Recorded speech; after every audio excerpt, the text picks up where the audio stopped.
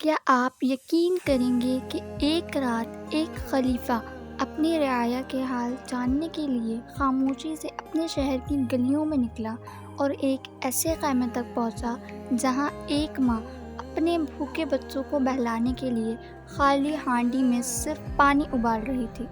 وہ ماں کہہ رہی تھی، اللہ عمر سے ضرور پوچھے گا کہ میرے بچے بھوکے کیوں سوئے۔ یہ الفاظ سن کر حضرت عمر رضی اللہ تعالیٰ عنہ پر کیا گزری آئے سنتے ہیں۔ حضرت عمر رضی اللہ تعالیٰ عنہ اپنی خلافت کے زمانے میں راتوں کو مدینے کی گلیوں میں گشت کیا کرتے تھے تاکہ لوگوں کے حالات خود دیکھ سکیں۔ ایک رات شہر سے کچھ دور ایک خیمہ نظر آیا، وہاں بچوں کے رونے کی آواز آ رہی تھی۔ حضرت عمر رضی اللہ تعالیٰ عنہ قریب گئے اور سلام کیا۔ انہوں نے ایک خاتون سے پوچھا، بچے کے رونے کی وجہ کیا ہے؟ اس نے جواب دیا، وہ بھوک سے رو رہے ہیں۔ حضرت عمر رضی اللہ تعالیٰ عنہ نے دیکھا کہ چولہے پر ہانڈی رکھی ہے، پوچھا، اس میں کیا پک رہا ہے؟ عورت نے کہا، کچھ بھی نہیں، صرف پانی ابل رہا ہے۔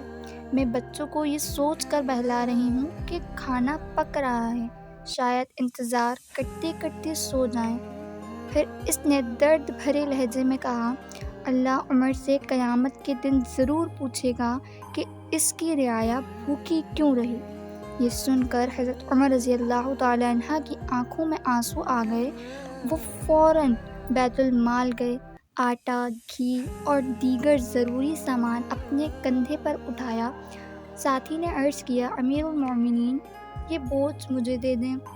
حضرت عمر رضی اللہ تعالیٰ عنہ نے فرمایا، کیا قیامت کے دن تم میرا بوجھ اپنے کندھے پر اٹھاؤ گے؟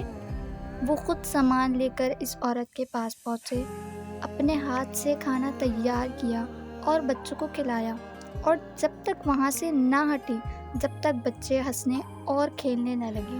حضرت عمر رضی اللہ تعالیٰ عنہ دور کھڑے بچوں کو خوش دیکھتے رہے اور اللہ کا شکر ادا کیا۔